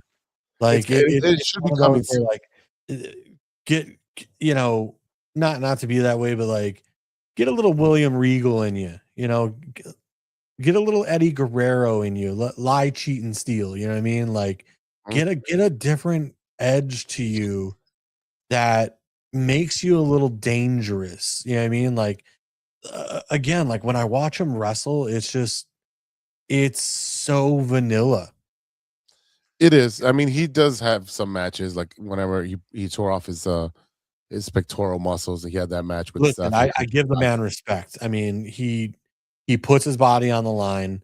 Like he's got the broken orbital bone on his eye that, his eye was all black and blue and everything. He tore his pectoral muscle. He puts his body on the line and he wrestles through it. Absolutely 100%. I give him his respect on that. But again, when it comes to his matches, like, I don't know. Maybe it's because, again, I grew up watching like Mankind, right? Getting thrown off the top of a cage or, whatever, where it's the high points of some matches are so great. The Shane O'Mac matches, there are some high, the Hardy Boy matches, so, like the Dudley Boys, like even some of that stuff, slamming Mae Young through a table, like there's such high points. And then when I watch Cody, it's just like vanilla. You got to remember, they're wrestling a lot less. When you wrestle a lot less, you're more susceptible. And I also understand it's, WWE went through a huge thing for like safety and, people not getting hurt and concussion protocols and everything else. Listen, I understand, like, hey, chair headshots, I'm all for 100% that being taken out. But you could still hit somebody in the back. You can still, put their ankle in the chair and stomp the chair. You know what I mean? Like there's still stuff that you can do with objects that, are not really risk adverse, the toilet pan when Vince McMahon got hit in the head in the hospital by Steve Austin with a toilet pan. One of my favorites. Kurt Angle coming out with a milk truck. One of my favorites. Steve Austin coming out with a beer truck. One of my favorites. There are gimmicks. Steve Austin dropping cranes on Vince McMahon's Corvette, or them filling Vince McMahon's Corvette with concrete. There are plenty of things that I miss from when I was a kid that I feel like that add to the story, that now it's like they do these backstage interviews and then they go wrestle. Like there's no like bad blood. Why is this happening? Why do they hate each other? So why? Why are we doing this? Why do we hate each other? Why are we fighting? There has to be a why. Then you dissect the why and you spread that out along for that dynamic. All right. Simple. Here's one of my biggest things that I'm loving right now. The Grande Americano. You had Ludwig, who was part of what is his name? The guy who retires everybody. Gunther. Gunther. It was part of Gunther's thing. Had nothing to do. Right? You have Chad Gable gets hurt. Yep. They make him the Americano. He goes out to Mexico and becomes fully immersed in the Mexican culture. Learns how to speak in Spanish. Is out there week after week wrestling out there and still wrestling on Raw. And he has his two boys who are now dressed in mariachi, stuff like that. And I still haven't seen it. It was a mask versus mask. The original Grande Americano versus El Grande Americano. And Ludwig, who was supposed to be just a rib kind of thing, like, oh, we've got nothing to do, put the mask on this guy. And he turned that shit into gold. And right now, he is so loved in Mexico. Like, they boo the fuck out of Chad Gable, and he's the original guy. Chad Gable's an Olympic gold Olympic medalist. Like I don't know if you've seen him lately when he came back from injury. He is shredded. He's just a machine. American Grande Americano, who's Ludwig, another kid that was just like shredded. He got in trouble because he was messing with Charlotte while he was with another girl, one of the other wrestlers, which became a storyline that came out by accident and Charlotte didn't like. All that shit. And that happened in Chicago when I was there. I remember when Charlotte got stuck, couldn't say anything. But again, you sometimes you get a shit gimmick and you turn it into gold. The New Day was all about preaching, and they made that shit into gold. It's up to the wrestler to do something. I think part of the New Day problem was once Big E got hurt. Like I really think that hurt them as well. From a dynamic of the whole New Day and everything. But again, it's I feel like when we were kids, like there would be like eight wrestling matches a night. Now they're down to like 4 to 5. Yeah, and then the women's stuff is cut too, and some of those women can out wrestle the men.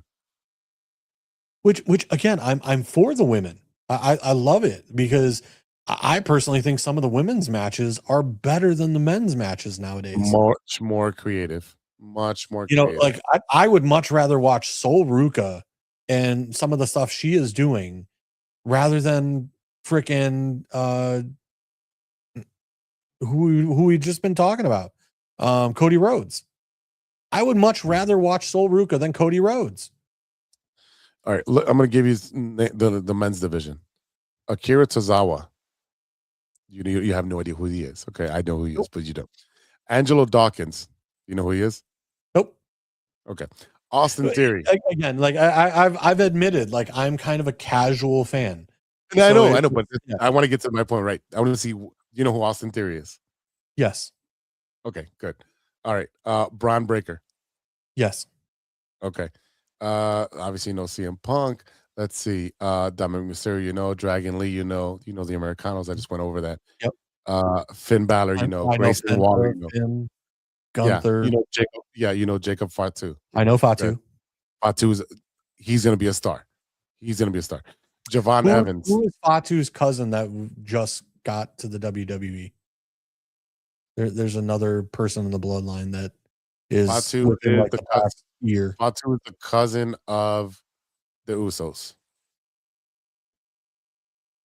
Right, but I'm not talking about the one who's the other, OTC of the bloodline, because that's is that who's that one? He was doing the bloodline while Roman was out for a little while. Oh, Solo Sikoa. Sorry, I'm Solo, and then yes, the person I am thinking is Fatu. Yeah, Fatu came in a year and just turned the whole thing around, and he's been great. Let's see, Javon Evans, a young kid. I know you've seen him, not to know him, but let's see, Joe Hendry. I know Joe Hendry, yes. Okay, because it's just a gimmick. Have you seen him wrestle? Probably not. Yeah, he's kind of like, to me, he's kind of like a Danhausen, like kind of like, he'd say like what is it? Say his name and he appears, kind of thing. So that's exactly what it is. Yeah, that's exactly what it is. And then he does some singing gimmicks and whatever. It's a shtick, right? Yeah. Obviously, the Usos, LA Knight, Logan Paul, Montez Ford is the one you don't know because he's the one paired up. No, I don't know him. He's the one paired up with Angelo Dawkins. Okay. Obafemi. I know of him, yes. Okay, Otis. I feel like if I see a photo of him, pretty good. You would know him. Okay, Penta, yes. Rey Mysterio, Roman Reigns, Seth Rollins, how about Rusev? I know Otis. Yes, I just looked him up. Okay, Rusev. Do you know Rusev? Yes, but he was in AEW for a while, and now he's back. Right? He was with WWE. Then he went to AEW. Now he's back. Yeah, that is your male roster. That's it. I mean, that is the. I'm assuming this is just the Raw side. Yes, that is just the Raw side. Okay. But the Raw's your flagship show. Yeah, remember that. So, I mean, if you go to the SmackDown division, people that you would know would be. You know what? And I think that's part of the problem as well, is that back in the day where it was everybody was on Raw, and then like they created SmackDown kind of at the end of my childhood, and kind of water things down. I think that's part of the problem as well, is that like it's this where you could create so many more different layers and matches and things in those like Attitude Era, because everybody was on Raw. Like it wasn't the same. It wasn't until they went to split the brands, where it was Raw versus SmackDown. Right. But when it became, and I think that might be like they got to rethink that. Yes, they do. At this point, they do. But when SmackDown was being run by Stephanie McMahon and Paul Heyman as head writers, that's when SmackDown started beating Raw. And Vince did not like that. So then Vince would take some of the talent that's doing very well, like your Eddie Guerrero, your John Cena's, who were coming up through that SmackDown through Paul Heyman and doing well because there's stories.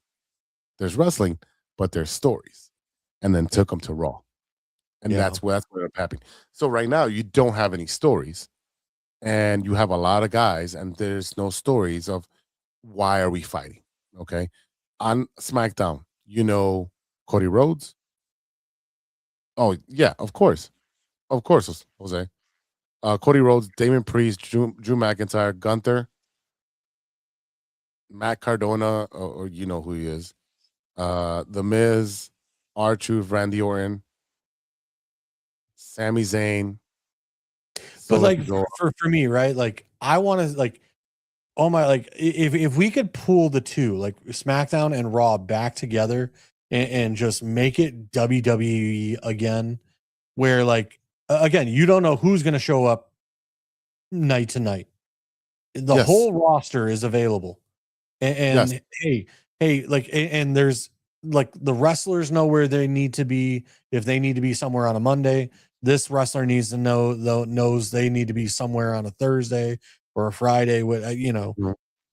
look, I am all for that, because like to do a skit with Danhausen and R-Truth, like I think would be hilarious. Gold. You know Oh, what I they mean? did. Like, They did. R-Truth was calling Danhausen Ashka, because she paints her face like yeah. the But Batman. you know what I mean? Like to me, to have like R-Truth interact with whoever, or Randy Orton wrestle, somebody on like Braun Breaker who's on Raw. Like to me, it's one of those, having them separate, especially now that there's not enough talent, in my opinion, to really have two separate shows. Like during the Attitude Era, yeah, great. Like you have all this plethora of talent to create two shows. To me Here's what I now, want. Yeah, it you know what needs I to be want you to do? condensed. I want you to make Raw 3 hours instead of 2 hours. Fuck that Netflix. It's Netflix. Like, why do you have a time period? One, that bothers the shit out of me. It's Netflix. Two, put all your top stars on Raw. All of them. Your men and your women, your top stars. Right?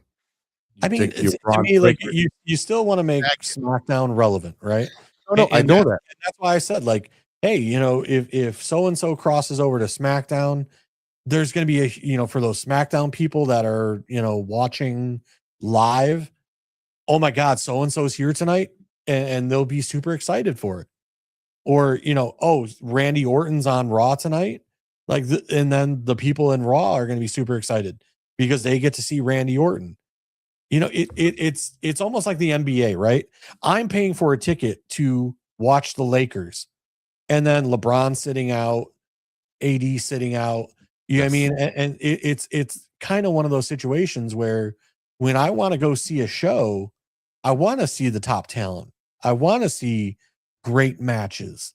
So for me, having them separated, having them all of that nature, like, ruins it for me a little bit, because again, back in the Attitude Era where you had Kurt Angle and Undertaker and Kane, and I mean, there was so much talent back in the 90s. And now it's like, again, I keep saying it, the talent is watered down a little bit right now. I don't think that, again, when you look at that Attitude Era, there were so many people that could put on a good match. The Guerreros, everybody. I was out of SmackDown. Los Guerreros came out of SmackDown. That's what I'm Bret saying. Hart, the Hart Foundation. You go back and look at that Attitude Era, and there was just so much talent. Now you look at everything and it's like, and again, maybe that's why there's more commercials, because they sit there and look at their own talent and say, well, this, we don't really have that good of talent. And, like you said, like the men's roster for Raw is like 15 guys. And it's like, okay, how do we continue the storyline? How do we keep, who's going to be in a feud with who when we have 15 guys and it's going to get stale? Oh, well, there's more. I just didn't name a couple because I know you didn't know them for sure. But you understand what I'm saying. Like, Yeah, I know what you're saying. But like to have it. how many times did we talk about LA Knight being over with the crowd, but then he fucks up, right? He botches something, and now you're getting moved down in the ladder again to the mid card, yeah. To the mid card. But again, like for me, it's one of those with the product being the way it is, to bring the two SmackDown and Raw together. Forget the two shows. It's all WWE. And I understand, like, you have Netflix paying for Raw, you have so-and-so paying for SmackDown. It's two different streaming services. I understand all of that. To me, what I am saying is, I don't care. You are paying for the WWE product, not the talent. Correct? As a streaming service. Do you not want to see us put on the greatest show that we can put on?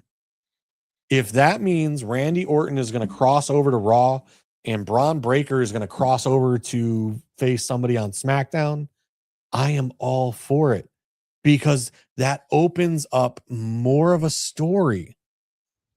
Yeah. Rather than this, and again, even if it's more SmackDown versus Raw, like, they're feuding with each other kind of thing and they're crossing brands, I'm all for that as well. As long as there's a why and there's a good story, because people remember stories, nothing else.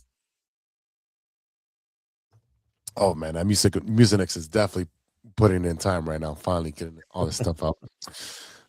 But yeah, this is fun talking wrestling, man. This is great. I mean, right now I was gonna say, know we're almost at 2 hours here, so yeah, that's how it always going happens when we on. start talking wrestling. I mean, we do well. The clips do well on wrestling. So again, it's going to be a good event this Saturday. I am going to watch the Americano versus the original Americano on YouTube probably tonight as I'm cutting tape, and watch Raw. I'm got a lot of stuff to watch, and I'm still coaching for 2 more weeks. So I'm going to be up till 1 in the morning cutting this up, and if anything else breaks, you can comment on us to cover it on True Chicago Sports Fans. We do have a little breaking news before we leave. Oh no, Cubs win. No, they came back. Cubs win 5-4. So the win streak continues. It did not update. There it is, 5-4. It just stood there. It kind of, I guess that page just froze. White Sox. Yeah, it looks like zero. Saiya Suzuki, two hits, 3 RBIs, 1 home run. So Suzuki Vargas is your player of the game. Yep. Vargas hit a home run today. So anytime Murakami hits one, Mooney, someone else hits one too. So I like that. Yeah. Also, the White Sox did sign Randall Gertrick, just some outfield depth. He was released from Colorado or somewhere else. Just another journeyman. I'm telling you right now, that outfield is nothing but journeymans, and they're just waiting. All right, this was fun. Always good talking wrestling, talking Chicago Bears, talking what we have a comment in there? Oh, you didn't put anything in there, Jose. Talking Bears, talking Sox, talking Cubs, talking Bulls. Lots of fun. Again, you can catch us here on True Chicago Sports Fans for anything that breaks. We will be back. I guess. Wait, before we sign off, one more thing. Yeah. What is going on with the Chicago Sky? I didn't want to get into that. I did not want to get into that because they drafted 2 players and then cut them, and not even traded. They cut her, correct? Just cut her. Yeah, and then the girl that had 20 points coming off the bench, they cut her for another veteran that doesn't have that kind of production. I can't remember their names right now. Like we paid, Van Lith, I believe we drafted pretty high, 11th, I think it was, or something like that. I think that might have been the girl with 20 points coming off the bench. Yeah. First round, 11th pick or something like that, and we cut her. Yeah. Because, quote unquote, her play style or something doesn't match what they want.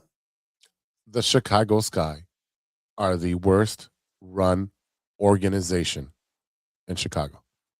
Listen, I'm saying this, like, I understand why we got rid of me bounds. Okay. I was fully on board with that one. Yeah.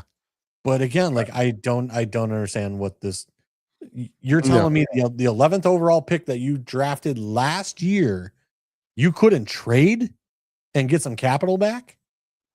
You just cut her? That to me is, I just needed to bring that up real quick. They have no idea what they're doing. They don't know how to evaluate talent.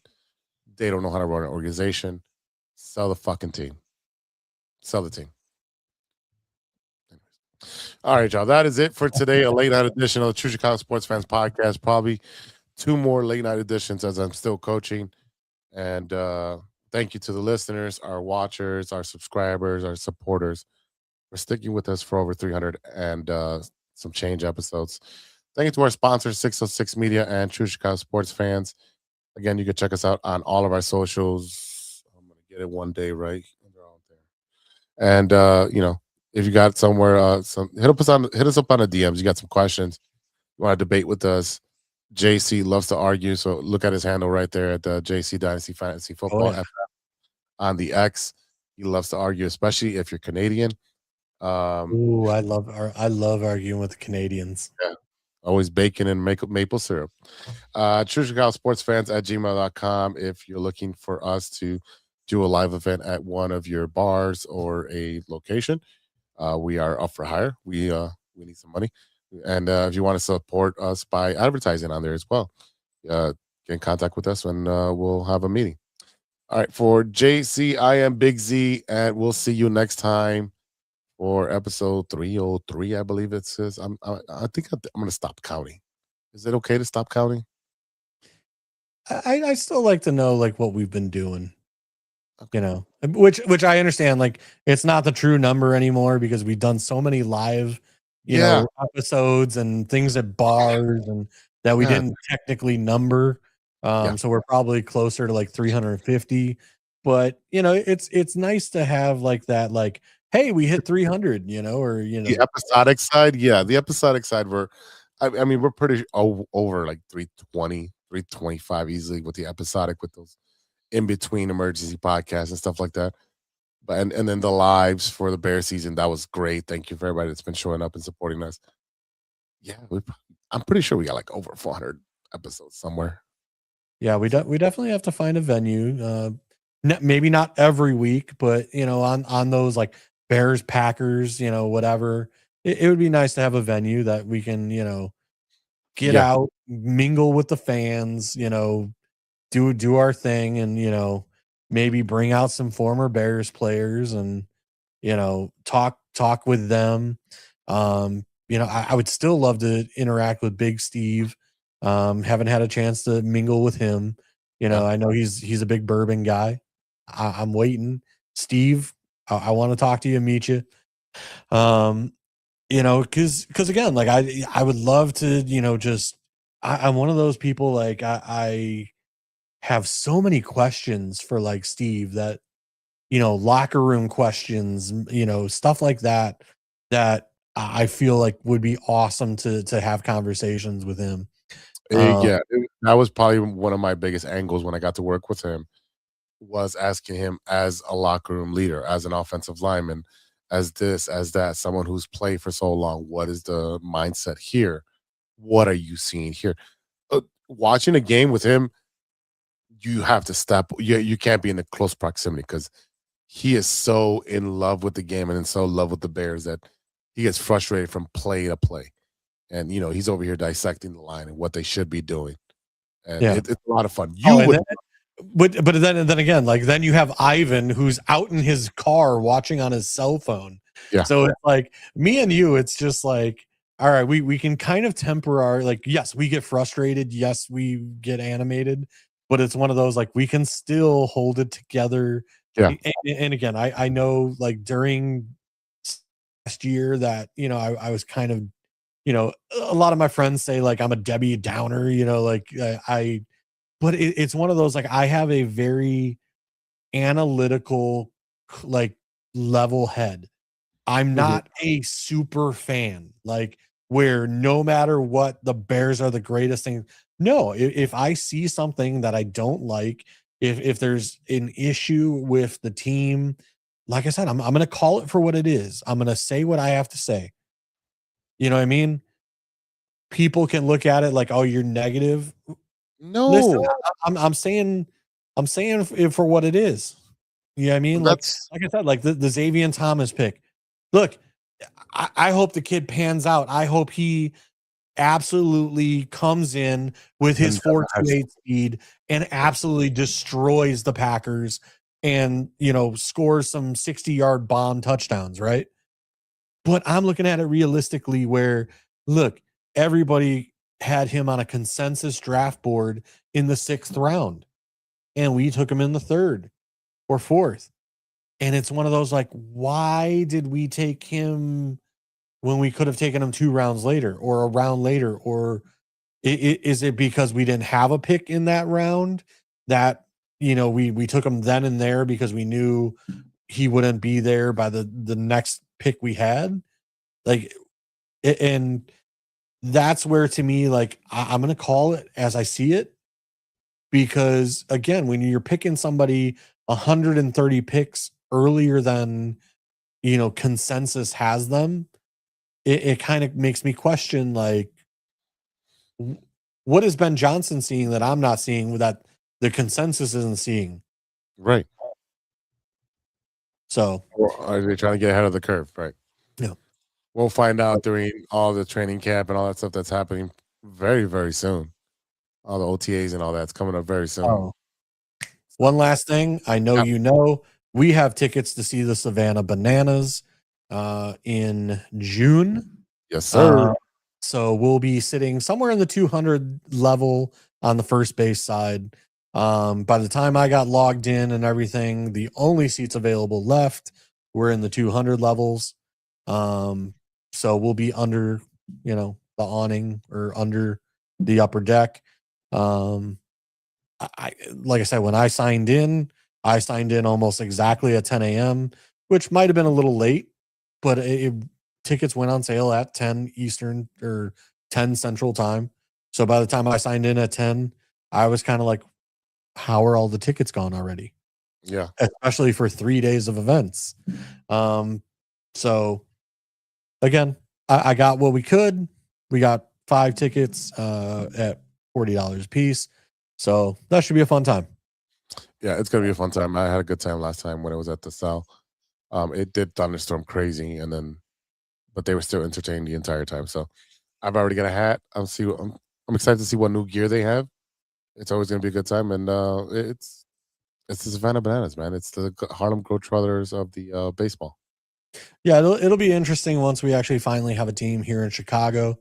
I know they're working on getting Snowball. a team. They Yeah, do. Snowballs, yeah. yeah, but they're not established yet. Oh no. Yeah. So once they have an established team, it'll be kind of interesting because then you can attend more games. You can, kind of, where this is a one-off, kind of event. Also, I don't know where the Snowballs will be playing, but that'll be also interesting to find out what venue or where they'll be, doing their thing. Yeah, well, we'll see. I don't know. That's still up for grabs. All right, JC. I think we've Maybe guaranteed Ray Field and the White Sox are moving. in 5 years. Yep, I love it. So All right, JC. Let's get out of here. I've got to cut up some tape and process all this, and shower and take some more mucinex because I'm wheezing already. all right. Almost done with this. All right, for JC, I am Big Z. We'll see you next week for episode 303, or until if something else happens. But until then, be good to each other for the love of sports.